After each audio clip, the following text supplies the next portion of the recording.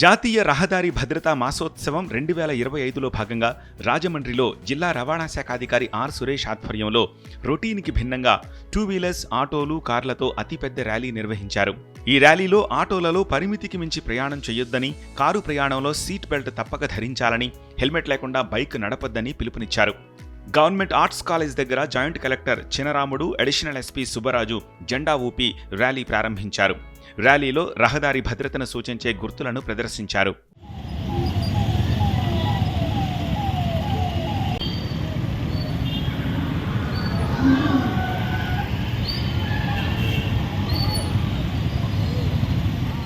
రహదారి భద్రతా మాసోత్సవాలలో భాగంగా ప్లాస్టిక్ వినియోగం వల్ల జరిగే అనర్థాల్ని చెబుతూ పర్యావరణహిత వస్తువుల వాడకంపై అవగాహన కల్పించారు. ఈ కార్యక్రమంలో motor vehicle inspector CH Sampath కుమార్తో పాటు ఇతర అధికారులు పాల్గొన్నారు.